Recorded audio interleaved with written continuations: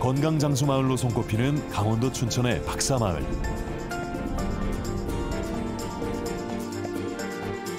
박사마을을 비롯한 전국의 장수마을에서 건강의 비밀을 찾기 위해 다양한 연구가 진행됐다.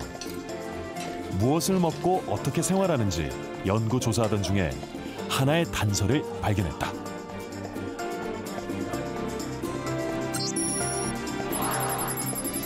놀랍게도 비밀은 대변 속에 있었는데 장수마을 사람들과 도시 사람들의 대변에 있는 독소 함량이 정반대로 달랐다.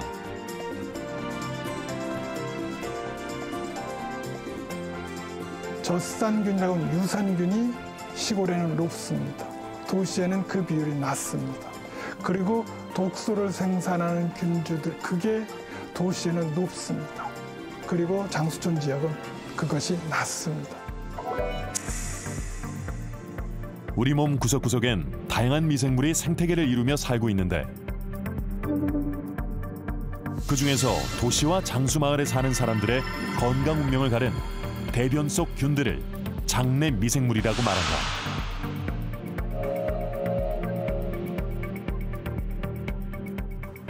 우리 몸의 90% 넘는 질환들이 정말로 장에서 비롯된다고 해도 과언이 아니라고 생각합니다. 만성염증의 여러 가지 원인 중에 요즘에 가장 많이 또 밝혀지고 있는 부분이 장내 미생물 불균형이에요. 장내 미생물은 모든 건강의 척도를 판단할 수 있는 지표가 된다.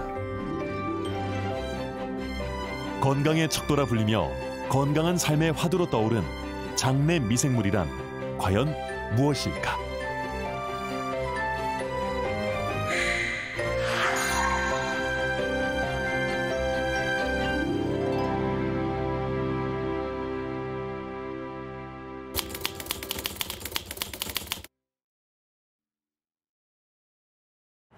예로부터 황금은 인간이 살아가는 데 있어서 가장 완벽하고 고귀한 존재로 여겨져 왔습니다. 이건 우리 일상에서도 예외는 아닌데요. 황금색 똥을 누는 꿈은 엄청난 부자가 되는 길목으로 여겨지고 이 황금 똥은 건강함을 상징하는 척도로 여겨져 왔는데요. 그런데 말이죠. 그동안 하찮게 여겨져 왔던 똥이 정말 황금처럼 귀하고 소중한 존재가 됐다면 혹시 믿으시겠습니까?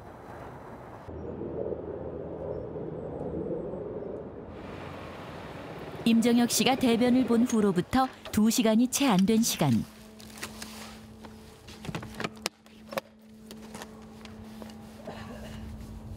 쉽게 얘기하면 조금 골목골목하면 도착한 곳은 대변은행이다. 2013년 미국을 시작으로 우리나라는 2017년에 아시아 최초로 대변은행이 만들어졌다. 대변 안에는 그 음식물 외에 그 건강한 미생물, 건강한 유익균들이 많이 들어있는 금덩이와 같습니다. 인간은 음식물을 섭취해 에너지를 얻는 동물이기 때문에 음식이 소화되어 나오는 대변의 모양, 상태를 통해 건강 상태를 판단할 수 있다. 저희는 이제 너무 단단하지도 않고 너무 무르지도 않은 그 바나나 모양의 뱀 모양의 대변을 제일 건강한 대변이라고 저희는 선택을 하고 있습니다. 모든 조건을 통과하는 건강한 대변 기증자는 100명 중 8명 남짓. 3개월마다 기증에 적합한 상태인지를 확인한다. 임정혁 씨 같은 기증자들은 건강한 대변을 꾸준히 기부하기 위해 식사와 운동 등 자기 관리를 철저히 한다.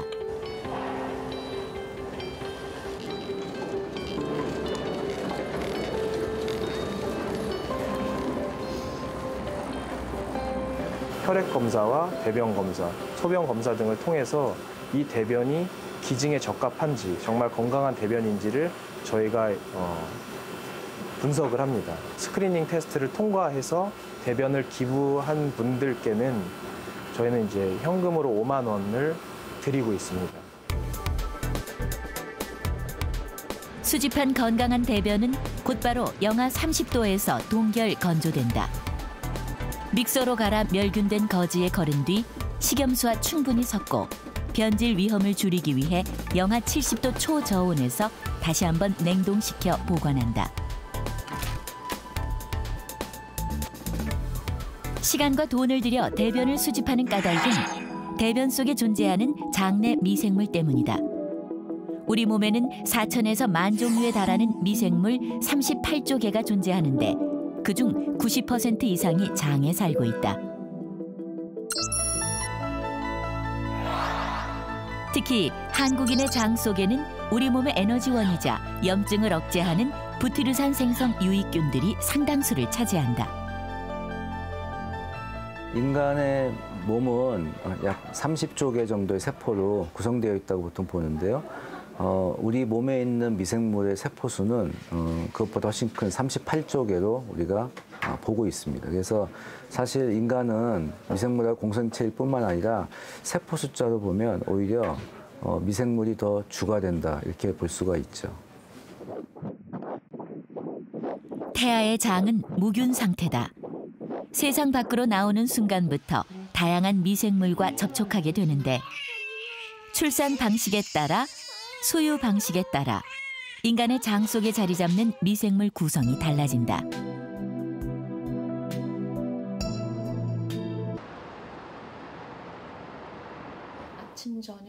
30대의 젊은 여성이 병원을 찾았다.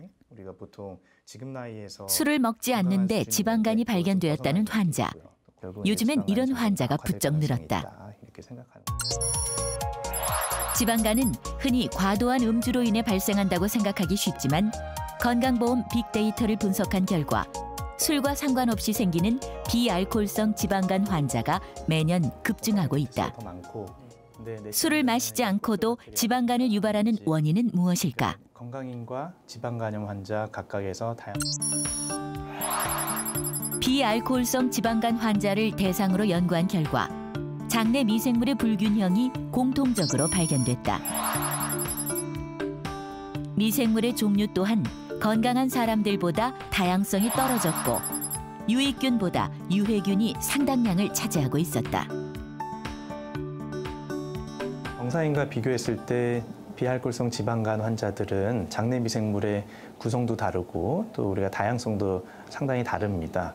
근데 그 이유는 아마도 식습관과 관련이 있지 않을까 싶고요. 이런 식습관에 의해서 장내 미생물의 변화가 초래가 되고 이렇게 변한 장내 미생물 때문에 그 대사 산물이 또 변화가 되고요. 이런 것들이 결국은 우리 간에 영향을 미쳐서 지방간을 또 악화시키기도 하고 염증을 유발하기도 하는 것 같습니다. 서구화된 식습관 외에도 특히 한국인의 경우 탄수화물 함량이 높은 흰 쌀밥 위주의 식습관이 장내 미생물 불균형을 초래한다. 장 속에는 미생물뿐 아니라 우리 몸의 면역세포 70%가 분포하고 있다. 이들이 상호작용하며 전신 건강에 영향을 미치는데 아토피, 갑상선 등의 면역 질환, 비만과 당뇨 등의 대사 질환, 그리고 우울증과 파킨슨 등의 뇌 질환까지 장내 미생물 불균형은 다양한 질병과 연결돼 있다고 알려져 있다. A lot of data right now is showing that as humans have led an increasingly industrialized life with packaged processed food, antibiotics, C-sections, that even in healthy people, we have done tremendous damage to the gut microbiome. And it's possible that all of us in the industrialized world are walking around with a microbiome that is a bit disturbed, that's a bit problematic, and driving us towards some sort of disease eventually. 마이크로바이옴하고 사람은 공생관계로 보시면 가장 정확하고요. 공생관계라는 건 서로가 서로를 필요로 하는 관계죠. 사람이 이 식생활이 식습관이 서구화되면서 미생물한테 굉장히 안 좋은 음식들을 먹기 시작하면서 미생물 생태계가 파괴된 거죠. 그래서 공생관계에서 한쪽이 망가지면서 반대편에 있는 우리도 이제 건강이 질병이 많이 생기는 이런 현상이 생긴 겁니다. 햄버거, 피자, 기름기 많은 고기 등 서구화된 식사는 장내 미생물의 먹이가 되지 못한다. 이는 염증을 일으키는 원인이 된다. If you're eating a diet that's high in sugar, fat, you're not feeding your gut microbiome. And one thing we know is if you're eating a diet that's low in fiber or low in MAX, you actually are starving your gut microbiome, and the gut microbes then turn and start eating you. So the microbes will eat the mucus lining of the gut if they don't have the right sustenance in the form of dietary fiber. 사람도 장내 미생물도 모두 건강하게 섭취할 수 있는 음식은 과연 무엇일까?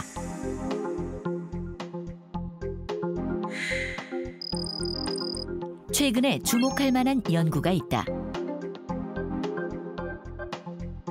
똑같은 사람들에게 시간 차이를 두고 3가지의 식단을 섭취하게 했다. 일정 기간 동안 각각의 식단을 섭취한 뒤 장내 미생물의 변화를 관찰한 결과 한식을 먹었을 때만 장내 미생물이 건강하고 다양해졌다. 특히 김치를 먹었을 때 유익균이 눈에 띄게 증가했다. 김치에 많이 들어있는 바이셀라라고 하는 그 발효 유산균이 그 한식을 먹은 후에 대량으로 증가했고 인체에 좋은 영향을 미칠 수 있는 단세 지방산을 생성할 수 있는 그 여러 가지 그 유익균들이 또 한식을 먹었을 때 굉장히 증가한 것을 발견했습니다. 김치는 세계 5대 건강식품 중 하나로 꼽히는 발효식품이다. We know that things like yogurt, kombucha, kimchi, kefir, these fermented foods are teeming with microbial communities that are safe for us. And there is some data out there to suggest that fermented foods may be actually beneficial for our health.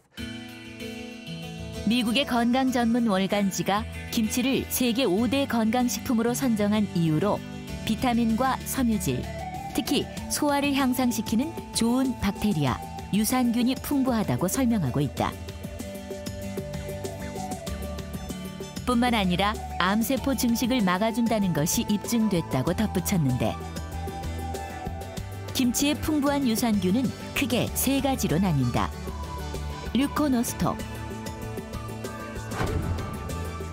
바이셀라,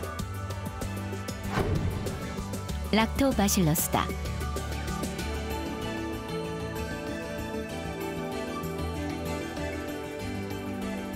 갓 담갔을 때부터 발효가 시작되는 김치는 어떤 상태일 때 유산균이 가장 많을까? 유코노스톡이 초기에 발효했다고 해서 나중에 없어지진 않아요. 같이 계속 가거든요. 그래서 웨이셀라 속과 류코노스톡이 락토바실러스와 만나는 이 시점, 그때가 우리가 이제 적당히 익었고 약간 식기 전이다 라고 우리가 느낄 때입니다. 그때 김치가 가장 유산균 수가 많고 건강에도 가장 좋다라고 볼 수 있습니다. 살짝 신맛이 돌기 시작하는 적당히 익은 김치를 먹을 때 우리가 얻을 수 있는 유산균의 양은 얼마나 될까? 잘 익은 김치 안에는 1g당 10억 마리의 유산균이 존재하고 있습니다. 한국 성인 기준으로 볼 때 그 하루에 70에서 100g의 김치를 섭취를 하고 있는데요. 이 말은 우리가 김치를 통해서 하루에 1000억 마리 유산균을 섭취하고 있다는 얘기가 되겠습니다. 현재 시중에 판매하는 프로바이오틱스에는 10억 마리에서 많게는 100억 마리까지의 유산균이 들어있는데 사실 우리가 김치를 통해서 하루에 사실 그거 더 이상인 10배 이상인 1000억 마리의 유산균을 섭취하고 있다고 볼 수 있겠습니다. 김치는 전형적인 그 좋은 발효균이 많이 들어있는 프로바이오틱스이면서 그 배추라는 그 채소가 미생물이 좋아하는 그 프리바이오틱스예요. 요즘 많이 얘기 들어보셨잖아요. 그래서 프로바이오틱스하고 프리바이오틱스가 같이 합쳐져 있는 신바이오틱스이기 때문에 굉장히 장내 미생물 건강과 어떤 염증을 줄이는 데 도움이 되고 면역력에도 도움이 될 수 있습니다.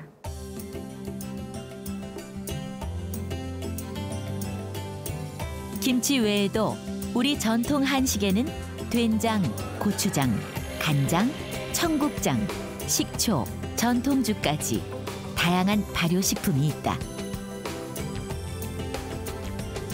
청국장 같은 경우는 고추균이 이제 메인 발효를 하고 있고요. 고추장은 지금 곰팡이하고 그다음에 일부 세균들, 그다음에 유산균들이 작용을 합니다. 된장 같은 경우도 고초균하고 유산균이 이제 작용을 하고 있고요.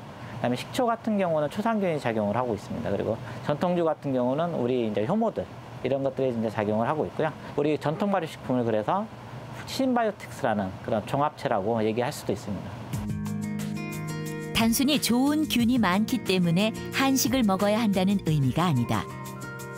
장내 미생물의 입장에서 한국 사람이 한식을 먹어야 하는 중요한 이유가 있다.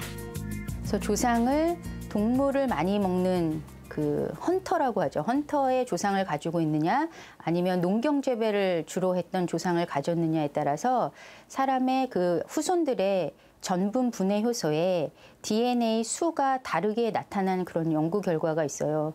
그걸 따져보면은 대대로 무엇을 먹고 살았느냐가 우리의 유전자 지도에도 영향을 미친다라는 걸 알 수가 있는데 그런 결과를 우리가 한식에다 적용을 해본다면 한국인은 대대로 한식을 먹고 생활하였기 때문에 한식이 우리 유전자형에 맞는 한국인의 유전자 백그라운드에 맞는 좋은 식사라고 할 수가 있겠죠.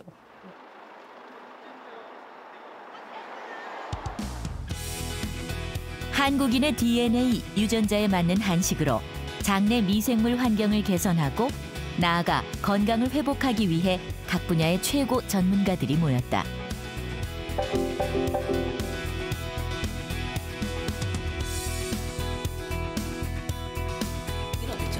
근데 그게 배달 음식이나 뭐 이런 것도 사실 예전에 좋다. 한식이 예전에 서구화된 식단으로 무너진 한국인의 장내 미생물 생태계 복원을 목표로 2주 동안 한식을 섭취하는 이름하여 한식 마이크로바이옴 프로젝트.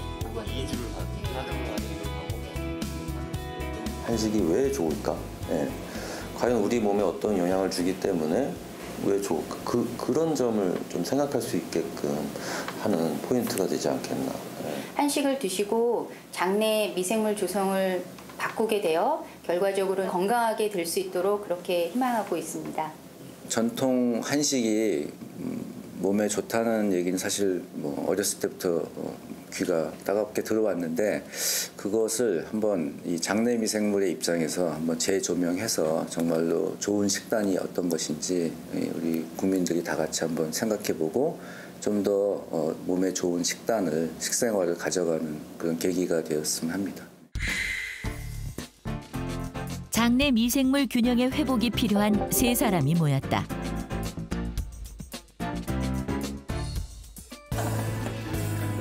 실험이 시작된 첫날, 전문가와 참가자들이 모두 한자리에 모였다. 사실 이전까지 참가자 3명은 한식이라는 고정관념으로 실험에 대해 반신반의하거나 큰 기대 없이 시큰둥했다. 하지만 질병을 극복하고 건강에 도움되는 식사가 무엇인지 식재료부터 조리 방법까지 최고 전문가들의 고민 끝에 나온 음식을 맛본 뒤 참가자들의 마음가짐이 달라졌다.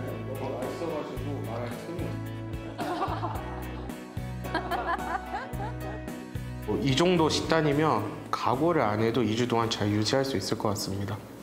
열심히 잘 먹겠습니다. 네. 제 몸을 위해서 또 우리 가족을 위해서 한번 열심히 해보겠습니다. 네. 앞으로 2주 동안 참가자들은 뱅어 포밥, 멸치 현미밥, 건나물 연자밥, 청국장 불고기, 꼬시래기 잡채, 콩비지탕 등 전통적인 한식을 먹게 된다. 특히 유익균의 훌륭한 먹이가 되는 김치는 배추뿐 아니라 사과, 아스파라거스, 파프리카, 목이버섯 등을 주 재료로 다양하게 제공됐다. 과연 2주 뒤 세 사람은 어떻게 달라졌을까?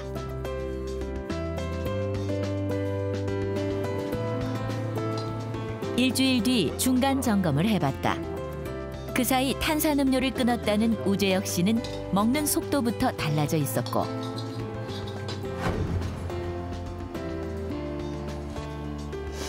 방바닥에서 대충 먹던 박은영 씨는 식탁까지 마련해 식사를 챙기고 있었다.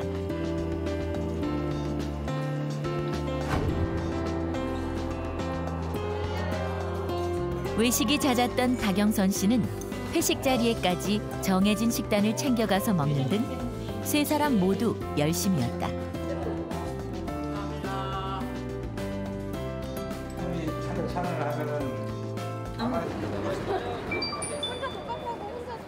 이 2주 후 실험이 끝나고 다시 만난 세 사람. 과연 결과는 어떨까?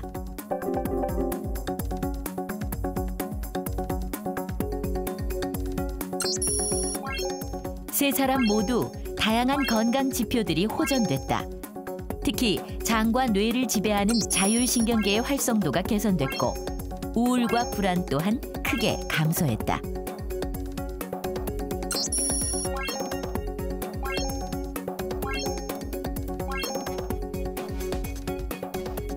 그런데 세 분 모두 공통적으로 불안하고 우울감이 2주 생활습관 개선을 통해서 많이 호전된 것으로 나타나져 있습니다.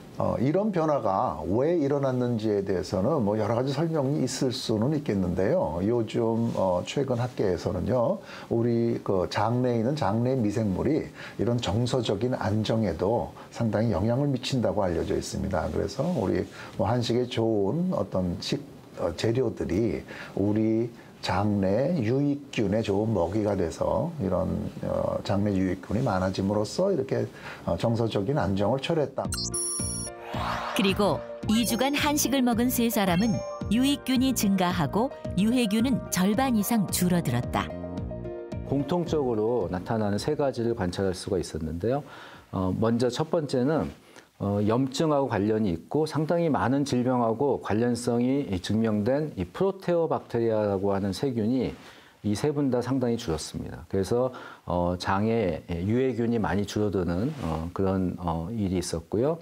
두 번째로 장에서 굉장히 중요한 일을 하는 이 부티르산을 만드는 여러 세균들이 있는데 이 세균들이 전반적으로 양이 늘어났습니다. 그래서 장에서 염증이 줄고 장을 튼튼히 하고 면역력을 좀 더 이렇게 잘 조절해 줄 수 있는 그런 환경으로 바뀌고 있다고 볼 수가 있고요. 마지막으로 이 같은 부티르산을 만드는 세균 중에서 비교적 정제된 탄수화물이나 서구화된 식단하고 관련성이 높은 이 박테로이데스라는 세균이 이 세 분 다 모두 줄어들었어요. 그래서 전반적으로 이 장 내의 생태계 구성이 상당히 바람직한 방향으로 지금 움직이고 있다, 이동하고 있다. 자연 환경이 파괴되고 균형이 깨지면 지구가 아픈 것처럼 장내 미생물 생태계가 무너지면 인간은 건강할 수 없다. 균형 잡힌 장내 미생물 생태계 안에 우리가 찾던 건강의 비밀이 있고 그 환경을 만드는 것은 우리가 먹는 것에 해답이 있다. 음식에 의해서 장내 미생물이 바꾸고 장내 미생물이 바뀌면 결국은 질병이 바뀐다. 장내 미생물이 어떻게 바뀌냐에 따라서 우리 몸 안에 질병 지도가 바뀐다.